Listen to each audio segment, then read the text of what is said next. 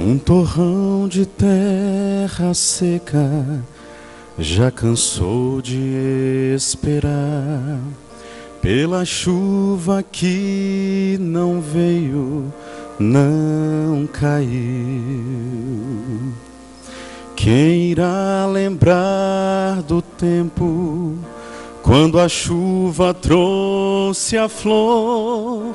Quem irá ceifar um campo que ainda nem florou? Se lembrará que um dia já choveu?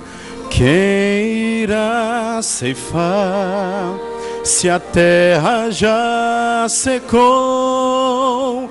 Manda, Pai, a chuva, o Espírito de luz, e enche toda a terra com teu amor, com teu poder.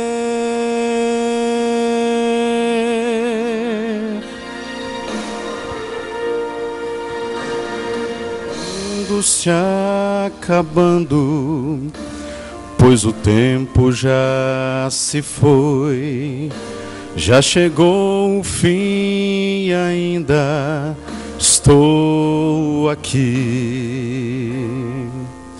Quanto falta para cumprir-se a promessa do Senhor?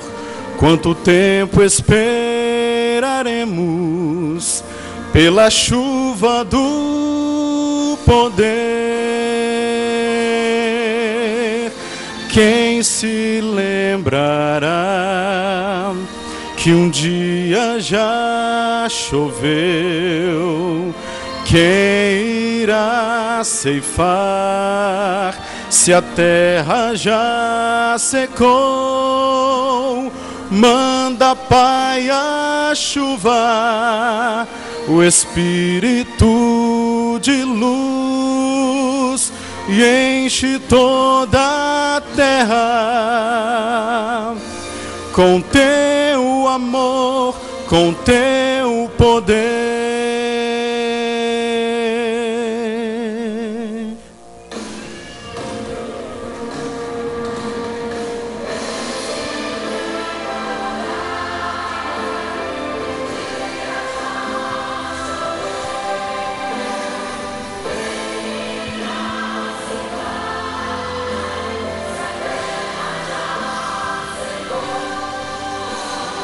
Manda, Pai, a chuva, o Espírito de luz, e enche toda a terra com teu amor, com teu poder.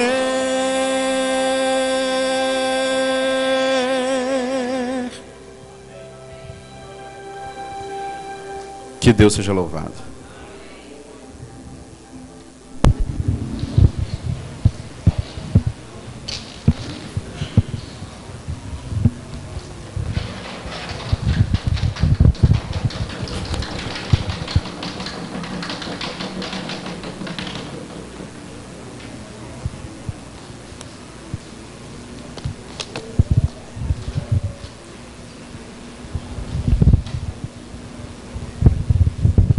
Bom dia a todos, feliz sábado. É muito bom estarmos de volta na casa do Senhor, no dia do Senhor, para estudarmos a palavra do Senhor. Estamos chegando no final da nossa primeira série oficial. Algumas semanas atrás, nós iniciamos a série falando sobre fé, no sentido mais amplo de confiança, isto é, a pessoa que desenvolve fé em Deus, na realidade, ela tem confiança em Deus, mantém um relacionamento de confiança. Fé, não é? Ela envolve comunidade. A fé de alguém que é isolado na sua caverna não corresponde ao ideal divino. O ideal de Deus é que a fé seja desenvolvida em grupo, porque nós somos salvos, embora individualmente, mas não solitariamente. Quando Cristo voltar para arrebatar a igreja, Ele não vai arrebatar indivíduos isolados, Ele vai arrebatar a igreja como um grupo para encontrar com o Senhor nos ares. A comunidade começa aqui, a comunidade que vai ser arrebatada quando o Senhor voltar, não é? Visivelmente, encontrar o Senhor nas nuvens, é uma comunidade que precisa estar unida agora, aqui. Nosso terceiro tema, que encerra a série deste mês, fala a respeito de algo que é muito importante e que às vezes é muito mal compreendido. Antes da reforma protestante acontecer, no século XV, havia surgido no meio cristão uma casta de sacerdotes. Isto é, os sacerdotes tinham acesso às escrituras e o povo não. Os cultos eram realizados em latim. Somente sacerdotes ou pessoas muito instruídas entendiam o latim e o povo não. Deus era visto como o grande rei, tão grande e tão distante que dava até medo. As igrejas cavernosas, escuras, cheias de velas, traziam não o espírito de reverência, mas o espírito de intimidação. Os trabalhos na igreja ficaram divididos. Daqui para cá, o sacerdócio. Daqui para lá, o leigo. Daqui para lá, os que conhecem e detêm o magistério da igreja. Daqui para lá, aqueles que só dizem amém e nada mais. Isso aconteceu até que um dia, alguns homens inspirados e iluminados por Deus começaram a ler a Bíblia profundamente, e eles repararam que aquilo que acontecia na igreja de então não era o ideal de Deus. E assim, eles começaram a entender que não havia sacerdotes humanos que pudessem interceder pelo outro no sentido de mediação. Só há um sumo sacerdote, que é Jesus. Eles aprenderam que o culto deveria ser não numa língua estranha, no caso o latim, mas a língua do povo, para que o povo entendesse. Passaram agora não mais a rezar missas, mas a realizar cultos, que não eram mais realizados de costas para o povo, mas de frente para o povo. E agora o culto e a mensagem eram falados na língua do povo. A Bíblia foi impressa na língua do povo. E assim houve uma reformulação, uma redefinição. Se alguns de nós achamos muito impactante a reformulação que aconteceu na Comunidade Progresso nos últimos 6 anos, imagine quando Lutero, não é? E os outros reformadores, eles reformularam tudo. Os cânticos não eram cantados pela congregação, mas sim por um coro, e cantavam o cântico antifonal, gregoriano, algo distante. Imagine agora os reformadores vieram com uma nova ideia, que o sacerdote não precisava ser solteiro ou celibatário, ele tinha que ser casado, e era necessário até. E eles perceberam que a palavra tinha que ser falada na língua do povo, a Bíblia tinha que estar na língua do povo e colocada na mão das pessoas. Eles perceberam que o cântico deveria ser feito não só por um grupo, mas pelo grupo todo. Que coisa, que reformulação, que redefinição, que revolução eles fizeram. Imagine os bloqueios que eles enfrentaram, além da teologia, os bloqueios das tradições, do costume. Mas o nosso culto sempre foi desse jeito, por que agora é daquele? Lutero enfrentou os mesmos problemas que nós enfrentamos, muito maiores até, porque ele mudou tudo, tudo. Agora não são mais leigos e clero, todos são ministros, todos nós. Ministros chamados para cumprir um ministério, cumprir uma missão, cumprir um ideal divino, cumprir aquilo que Deus espera de nós. Interessante que quando a igreja adventista foi chamada por Deus, lá no século XIX, os nossos primeiros pioneiros, ou os pioneiros, já são os primeiros, não é? Eles começaram a identificar, lá pelo ano de 1854, 1855, por exemplo, José Bates e J.B. Frisbee. Eles descreveram a igreja da época, a igreja pioneira adventista, com uma liderança da seguinte forma: Haviam aqueles líderes que viajavam de igreja em igreja, e haviam aqueles líderes que eram fixos na igreja local. Em 1861, Logbourne, Moses Hum e M.E. Cornell foram indicados para estudar o modelo bíblico. Que tipo de líder nós precisamos ter?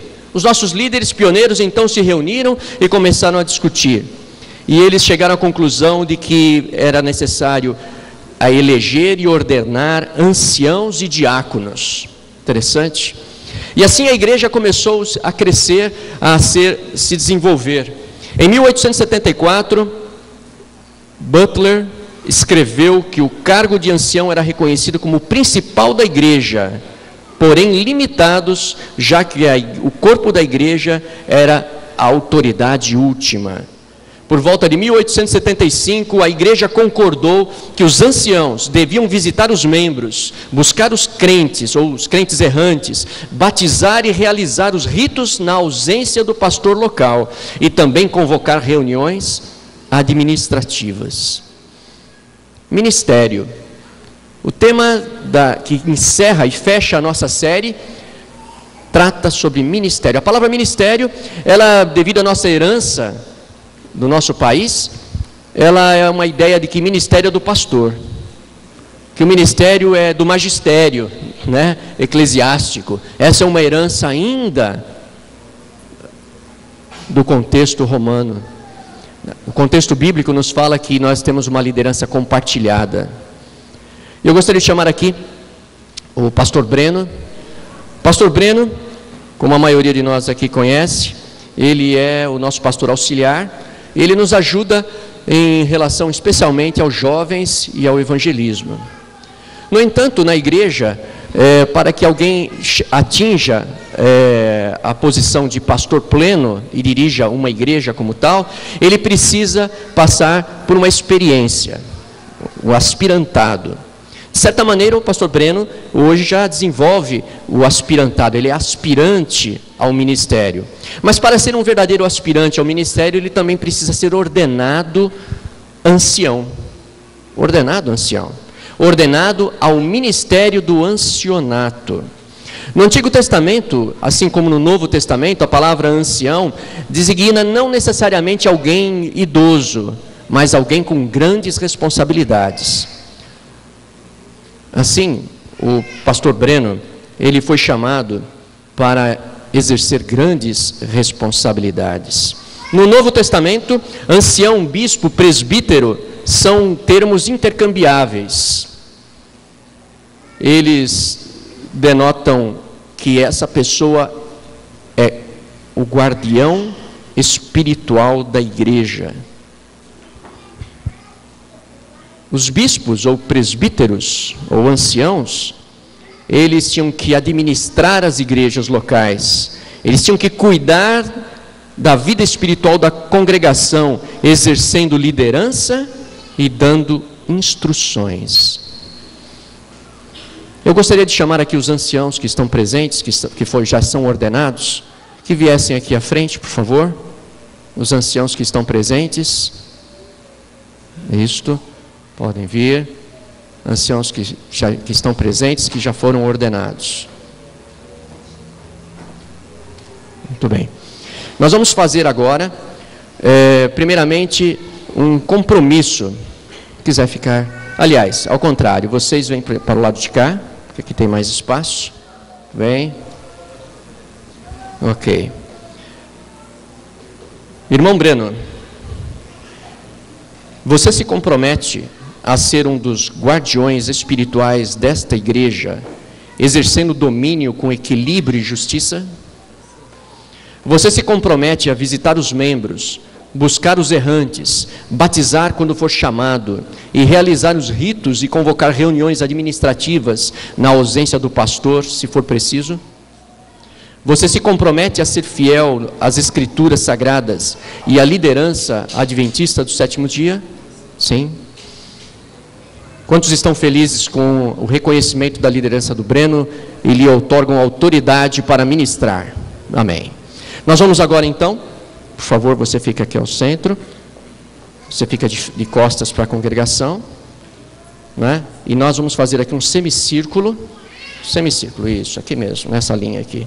Fernando, um pouquinho mais para cá, isso, tá? E nós vamos impor as mãos sobre ele, ok? Eu vou começar a orar, e no momento que eu falar, nós todos vamos colocar as mãos. Então, vamos todos nos ajoelhar e pedimos à congregação que esteja em espírito de oração nesse instante. Querido Deus, eterno Pai, louvamos o Teu nome, Senhor, por Tua graça maravilhosa. Louvamos o Teu nome, Senhor, porque o Senhor tem dado um ministério a cada um dos crentes aqui presentes. Te agradecemos, Senhor, e agora de maneira especial, pela vida do Breno. O Breno tem se preparado para o ministério, já fez a faculdade, o seminário, já recebeu um chamado para esta igreja, está se preparando cada vez mais para exercer o ministério na sua totalidade.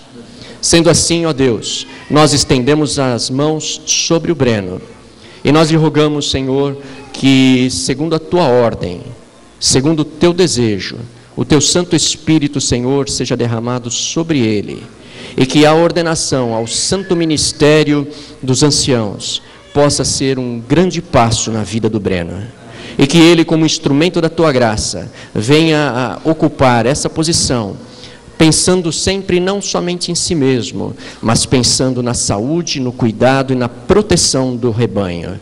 Nós lhe rogamos esta bênção sobre ele, sobre o seu ministério, sobre a sua vida pessoal, em nome e por amor de Jesus. Amém, Senhor. Amém. Amém.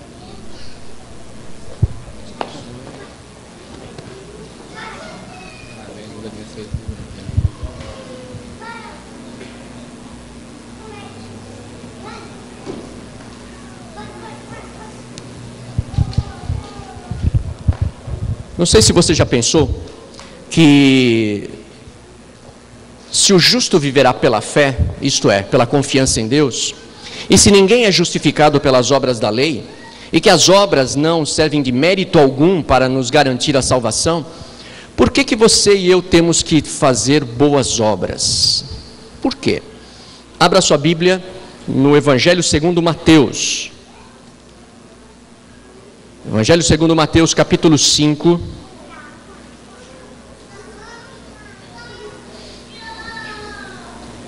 Versículo 16.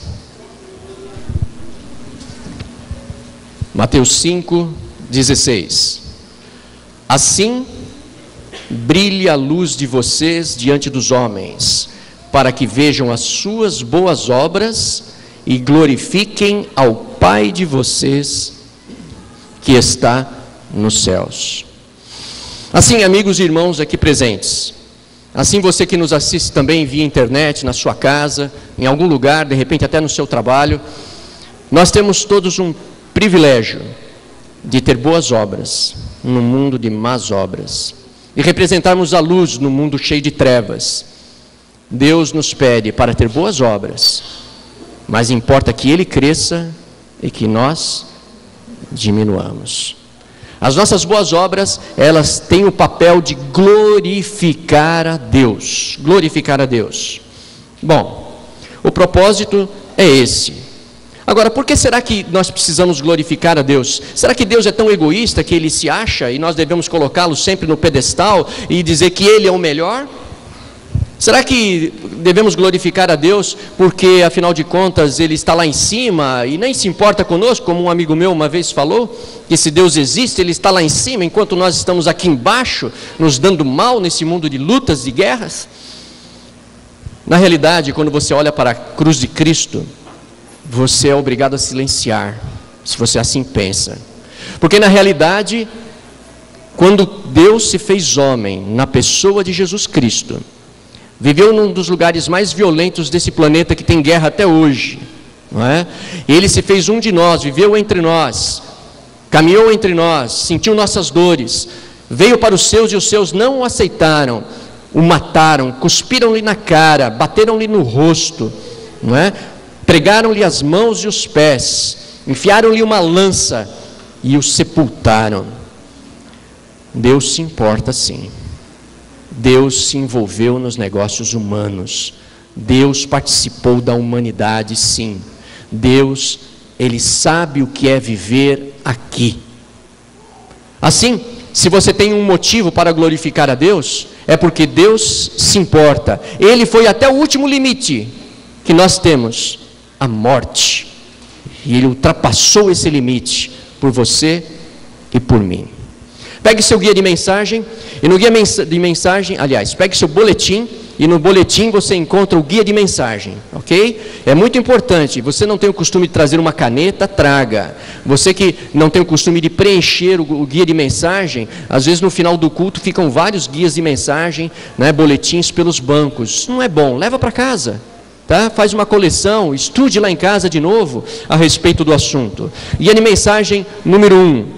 A primeira razão importante porque você e eu devemos glorificar a Deus é porque Ele merece. Porque Ele merece. Muito bem. A segunda razão para glorificar a Deus é o testemunho cristão. Isto é, as pessoas nos observam. Sabe, a Bíblia que muitas pessoas leem, a primeira Bíblia que muitas pessoas leem é você, sou eu. Que responsabilidade, que medo, não é? Mas a verdade é essa. As boas obras, não é? No mesmo, agora continuando o guia de mensagem, veja lá, as boas obras demonstradas na vida do crente são um poderoso, completo argumento em favor do cristianismo. Muito bem. A terceira razão importante para glorificarmos a Deus é que se as nossas obras não glorificam a Deus, elas estarão glorificando a quem? A nós mesmos. Nós estaremos tomando de Deus a sua glória. Agora, será que seria possível alguém se salvar ou ser salvo não glorificando a Deus, não colocando Deus no seu devido lugar, não reconhecendo? Será que alguém vai ser salvo preocupando somente com sua própria vida, com seu próprio cansaço, com sua própria ocupação, com seus próprios afazeres, sem mais nada? Será que é possível? Não que você vai ser salvo por boas obras, porque pelas obras ninguém será justificado, mas também aquele que crê em Cristo e não glorifica a Deus tem algum problema na sua fé. Alguém que crê em Cristo, mas não glorifica a Deus com atividade, com alguma coisa pelo benefício do outro, tem alguma dificuldade nesse nível. Quando esse nível de serviço não corresponde, não acontece, é porque esse nível de compromisso está com defeito. Quando o nível de compromisso com Deus está bom, você ora, você busca, você vem à igreja, isso é maravilhoso. Quanto mais você liga-se no alto, mais você se aproxima-se no baixo. Não tem como separar uma coisa da outra. Agora, como que podemos glorificar a Deus na nossa vida? Continue com a Bíblia aberta agora na carta de João, primeira carta, capítulo 3, verso 14, lá pertinho do Apocalipse.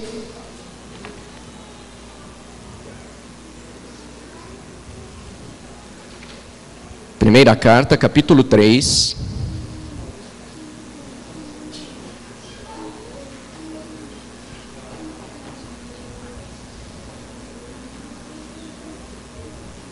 Como saber se estamos glorificando a Deus?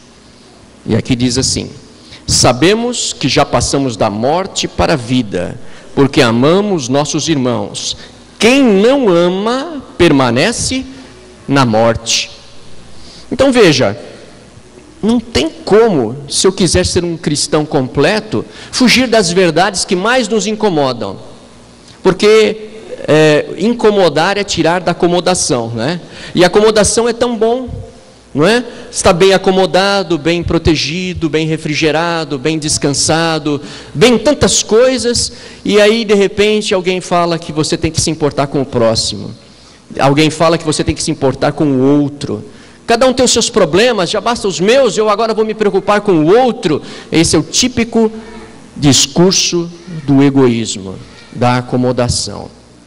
O ministério, o dom que Deus distribui para cada um de nós, do serviço, ele vai além dos nossos interesses. No guia de mensagem 2, Veja lá, complete. Se eu não me importo nem um pouco pelos outros, se não tenho o desejo de ajudar as pessoas, se me preocupo somente com as minhas necessidades, eu deveria questionar se Cristo está realmente em primeiro lugar na minha vida. Um coração salvo é um coração que serve. Quando a sogra de Pedro, e Pedro foi casado, não é? Quando a sogra de Pedro estava com febre e Cristo chega ali e cura a sogra, abençoa a sogra, levanta, ergue, liberta a sogra, o que ela faz? Ela serve. A sogra de Pedro levantou-se do leito, foi curada, a febre foi embora, ela ficou tão feliz pela graça recebida, que ela foi para a igreja, sentou e não fez mais nada, até sábado que vem a gente se encontra. Não, imediatamente a sogra de Pedro levantou-se e passou a servi-los. Aquele que recebe uma bênção, torna-se um canal de bênção. Aquele que é abençoado, precisa abençoar. Porque quando você abençoa outros, o mais abençoado, ou o primeiro a ser abençoado é você mesmo. Uma vida de egocentrismo, uma vida preocupada com suas coisas, com suas ocupações, é uma vida que precisa ser ampliada. É uma vida que está um pouco acanhada, e Deus nos pede para que venhamos ampliar. Sabe, Deus tem sonhos. Ele tem sonhos para a sua vida, para a vida de cada um de nós. Ele tem um sonho muito legal para você e para mim. E como que nós podemos começar a descobrir esse sonho? Abra sua Bíblia. Lá em 1 Coríntios capítulo 12. Mateus, Marcos, Lucas, João, Atos, Romanos, Coríntios. 1 Coríntios capítulo 12. Vamos começar agora a tentar descobrir o sonho que Deus tem para a sua vida. Não importa se você já tem mais de 60 anos. 65, não importa se você tem quase 80, Deus ainda tem sonhos. Não importa se você ainda é muito jovem, acha que ainda não tem muito o que fazer, você tem 10 anos, 11 anos, 12 anos. Grandes homens tomaram decisões importantes quando tinham 10, 11, 12 anos, e mudaram a própria vida e o mundo. E aqui então em 1 Coríntios capítulo 12, verso 1 diz assim: irmãos, quanto aos dons espirituais, não quero que vocês sejam ignorantes. Mas quanto tempo faz que ele escreveu isso? 2000 anos. E muitos de nós somos ignorantes nos dons que Deus nos tem dado. O dom é uma capacidade dada pelo Espírito Santo para exercer um ministério, um trabalho, um serviço. E quantos de nós não temos certeza do dom, ou nem sabemos qual é o dom que recebemos? No verso 4 ele diz o seguinte: há diferentes tipos de dons, mas o Espírito é o mesmo. Há diferentes tipos de ministérios, mas o Senhor é o mesmo. Há diferentes formas de atuação, mas é o mesmo Deus que efetua tudo em todos.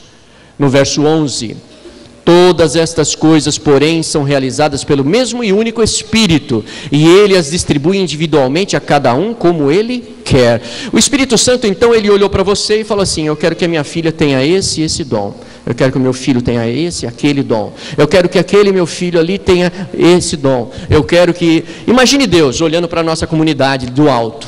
Ele pensa assim: bom, a Igreja do Progresso tem um projeto a desenvolver lá no Padre Eustáquio, que vai atingir várias regiões e outros bairros ao redor, vai atingir a vida das pessoas. Bom, então eu preciso que nessa igreja nós tenhamos um tipo específico de equipe.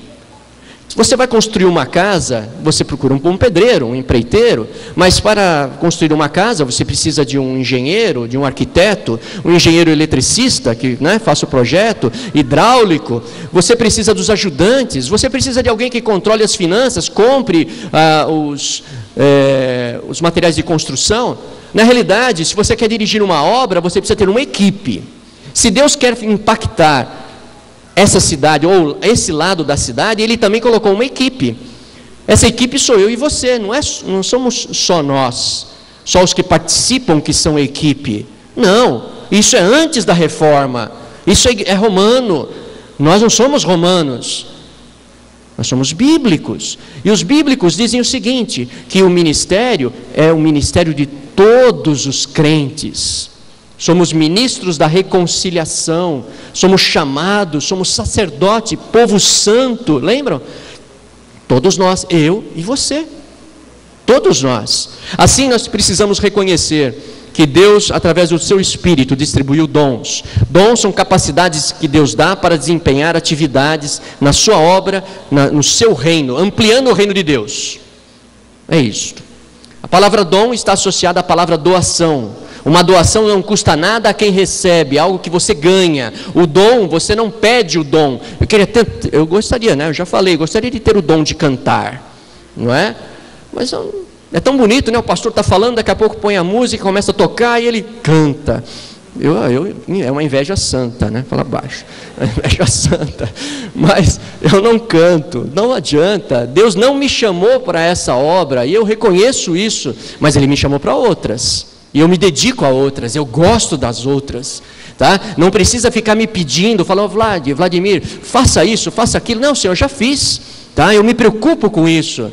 Quando você tem um dom, quando você tem um chamado, Deus te dá alegria pelo chamado, te dá disposição, mas você precisa reconhecer, você precisa aceitar. Senão você não tem essa alegria, você fica só com uma vida limitada, isso não é bom. Sabe, Deus dá uma paixão, um sonho para você. O dom, ele diz o quê? Quando você descobre a sua paixão, você descobre o onde. O dom é só o começo, certo? A paixão é onde. Onde devo usar meus dons? Onde me sinto mais motivado a servir? Onde estou sensível ao chamado de Deus? Por exemplo, algumas pessoas podem ter o dom de servir, mas ter a paixão de ajudar pessoas idosas. Então, o dom do serviço aplicado às pessoas mais idosas. Para outros, o dom pode ser dom de ensinar, mas a paixão associada ao dom de ensinar é discipular. Logo, ele faz discipulados. Já outros poderão constatar que tem o dom da música, mas tem paixão por crianças. Então ele pega o dom da música e exerce a sua paixão com as crianças. Entender o seu dom é 50%. O outro 50% é entender o sonho que Deus implantou no seu coração. Na igreja do Alípio de Melo, né, que é a nossa pequena igreja desse distrito, filha dessa igreja, nós temos uma irmã que toca flauta transversal. E ela já me falou várias vezes, pastor, nós precisamos ter uma escola de música, nós precisamos ter pessoas para tocar instrumentos, eu vou pagar, não é? Eu vou ajudar, eu vou fazer. Aí eu falei, irmã, Deus colocou esse sonho no seu coração. Foi Deus que colocou esse sonho. Ela está se importando, ela tem o dom e agora ela quer exercer e ela tem um sonho de não só ela exercer, que outros exerçam. Esse é o sonho. O dom mais o sonho igual uma vida realizada, é igual alegria, prazer, felicidade. Servir na igreja, alguns acham que atrapalha. Servir a igreja, alguns acham, não tenho tempo, eu moro longe, eu não sei, sempre alguns de nós temos algumas coisas, mas servir não é ruim. Servir é bom, é muito bom. Sabe, existem indicadores de paixão que você e eu precisamos tentar identificar. No guia de mensagem 4, coloque aí.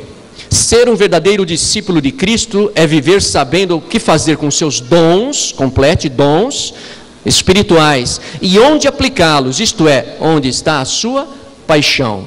Ser um verdadeiro discípulo é você reconhecer o dom que tem, mas se você não sabe onde aplicar, você está manco.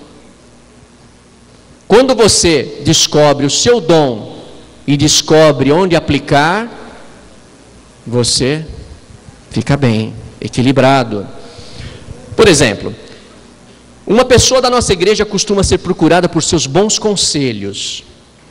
Ela é uma pessoa que sabe ouvir o problema dos outros, ela se importa. Ela costuma até telefonar constantemente para algumas pessoas dizer: olha, como que está o seu problema? E aquela conversa, já resolveu? Como que está a questão aí no seu casamento, com o seu filho, com a sua filha?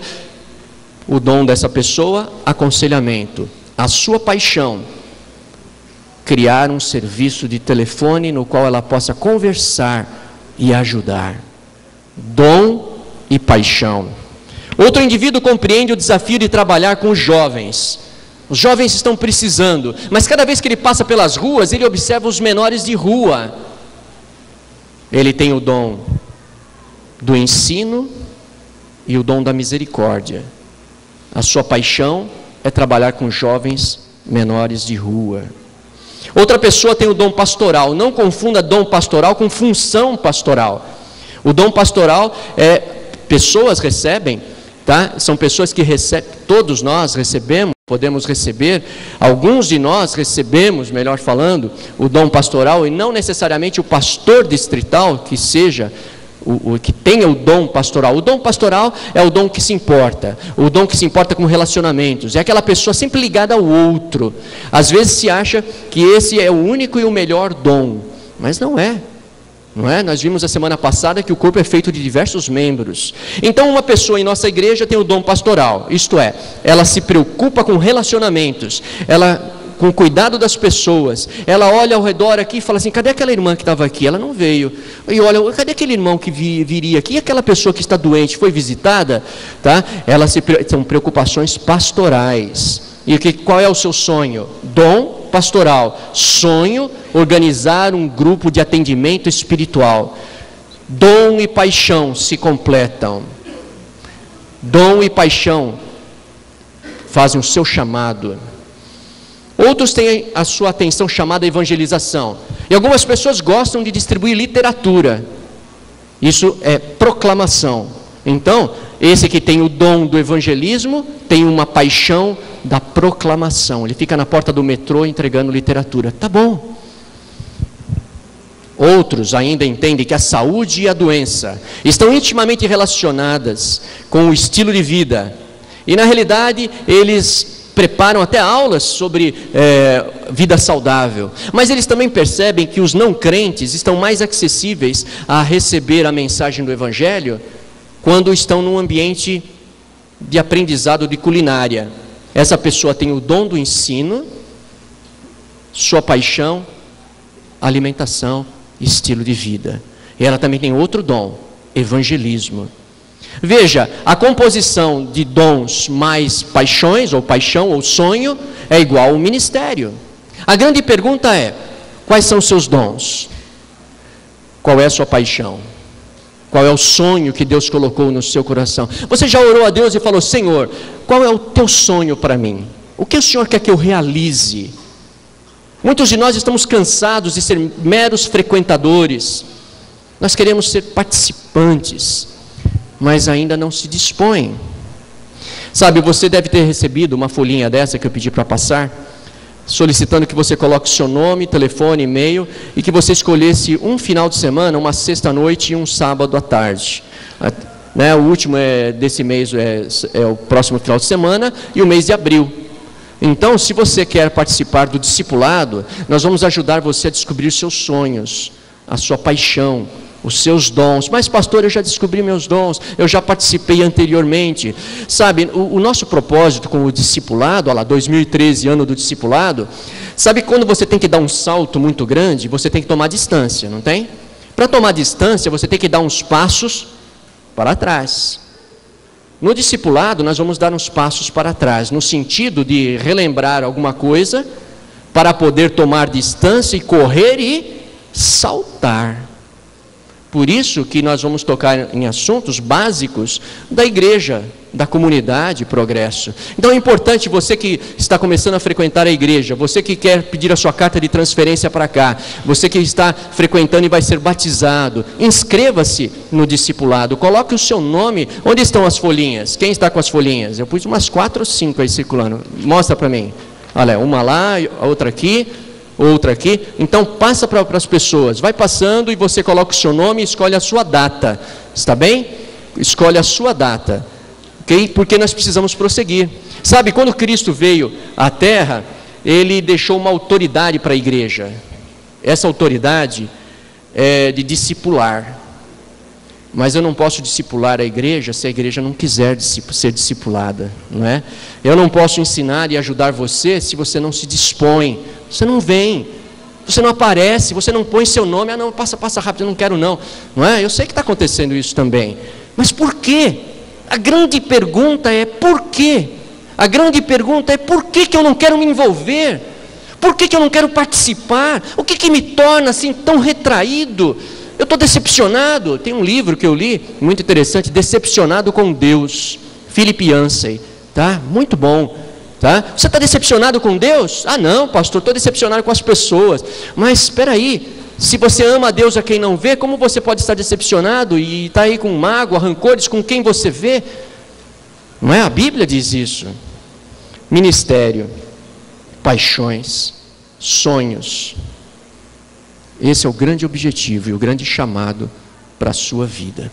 Preste bastante atenção no que vai acontecer agora, para que nós possamos realmente entender que Deus tem um plano, um sonho, mas nós temos o incrível poder de deter o Todo-Poderoso, somente usando uma palavra: não.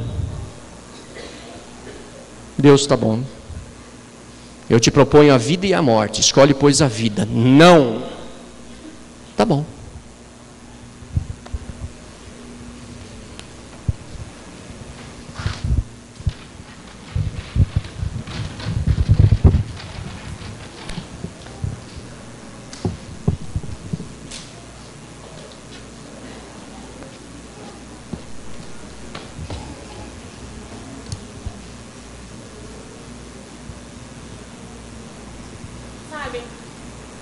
Tudo foi acontecendo aos poucos. Eu falava e ninguém me ouvia. Eu dizia: desliga a TV, por favor, e nada acontecia. Então eu gritava: desliga a TV, por favor! E depois de falar muitas e muitas vezes, eu mesmo tinha que desligar a televisão. E eu fui reparando isso em outras situações, sabe? Uma noite, meu marido e eu estávamos numa festa há horas. Eu já estava cansada e queria ir embora. Nós estávamos saindo. Ele começou a conversar com um amigo e ele continuou conversando. Gente, ele nem se virou para me ver. Foi aí que eu percebi: eu sou invisível. Ele não consegue me ver porque eu sou invisível. E isso foi acontecendo muitas e muitas vezes mais. Eu levava meu filho para a escola e a professora dele perguntava: Lucas, quem é essa aí com você? E ele dizia: ninguém. Meu filho só tem 5 anos e eu já sou ninguém. E isso foi acontecendo muitas vezes. Certa noite, nosso círculo de amizade se reuniu para receber uma amiga que voltava da Inglaterra. Enquanto Janice contava tudo sobre a viagem dos sonhos dela, eu fiquei reparando, sentada no canto, as mulheres que estavam ao redor da mesa. Gente, eu tinha me maquiado no carro. Eu estava vestindo qualquer coisa que eu peguei no armário, porque era a única coisa que estava limpa. E meu cabelo estava preso com um amarrador que é melhor nem comentar. Eu estava simplesmente ridícula. E aí, a Janice veio na minha direção e me disse: eu te trouxe isto. Eu olhei, era um livro. Um livro sobre as grandes catedrais da Europa. E eu fiquei sem entender nada. Mas aí, eu li a dedicatória.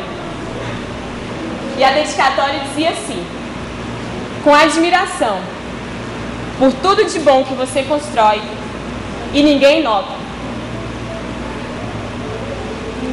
E eu fiquei olhando. Gente, se você procurar, você vai ver que não existe nome dos grandes construtores dessas catedrais. Você só vai encontrar construtor desconhecido, desconhecido, desconhecido. Eles completaram obras sem saber se teriam qualquer reconhecimento. Sabe? Conta a história aqui de um desses construtores que estava construindo, esculpindo um passarinho que ficaria encoberto por um telhado. E alguém virou para ele e falou: por que você está gastando tanto tempo com algo que ninguém vai ver? Sabe o que ele respondeu? Aqui diz: porque Deus vê. Eles acreditavam que Deus vê tudo. Eles deram sua vida por obras que eles jamais veriam completas. Algumas dessas catedrais levaram mais de 100 anos para ficar prontas. E, gente, isso é muito mais do que a vida útil de um trabalhador. Eles se sacrificaram dia após dia para fazerem coisas que eles não teriam sequer um reconhecimento em algo que eles jamais veriam pronto. E eu fechei o livro e era como se Deus me dissesse: eu vejo você. Você não é invisível para mim. Eu vejo cada sacrifício, por menor que seja. E eu sorrio ao ver cada bolo que você faz, cada botão pregado, cada lágrima de decepção que você derrama quando as coisas não estão dando certo. Mas lembre-se, você está construindo uma catedral. Ela não ficará pronta durante a sua vida. E infelizmente, você nunca entrará nela.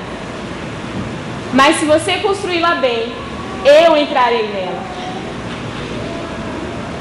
Às vezes, a invisibilidade, ela me atingia, me afligia fundo. Mas eu compreendi que a invisibilidade não é a doença que apaga a minha vida. Ela é a cura para o meu orgulho. Ela é o antídoto para o meu egocentrismo.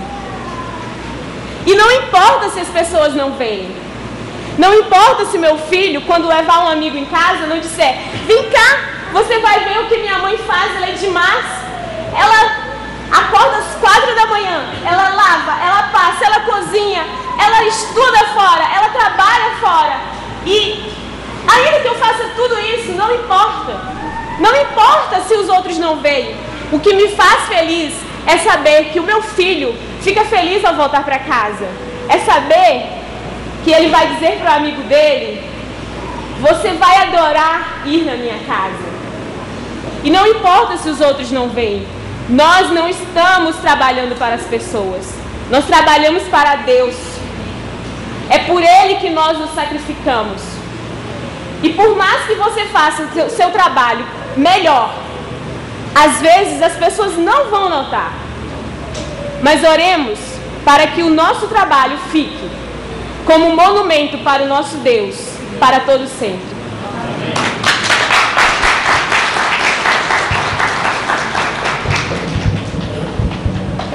Guia de mensagem número 5. Você foi chamado para fazer aquilo que Deus quer, aquilo que Deus te capacitou. E finalmente você foi chamado para fazer o que lhe dá prazer. E nós vamos ler agora a última passagem para que você e eu possamos refletir. Mateus capítulo 25.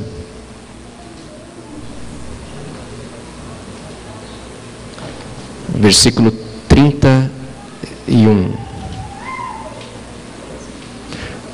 Quando o Filho do Homem, Jesus, vier em sua glória com todos os anjos e assentar-se em seu trono de glória celestial, todas as nações serão reunidas diante dele, e ele separará umas das outras como o pastor separa as ovelhas dos bodes, e colocará as ovelhas à sua direita e os bodes à sua esquerda.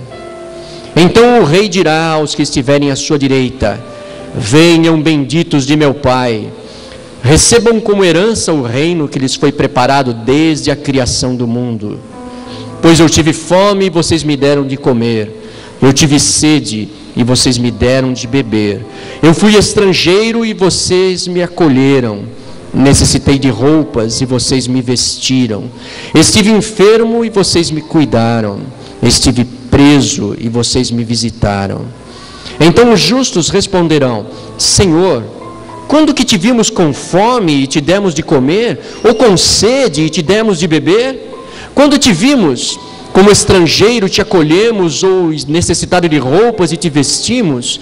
Quando te vimos enfermo ou preso e fomos te visitar? E o rei responderá: digo-lhes a verdade, o que vocês fizeram a algum dos meus menores irmãos, a mim o fizeram.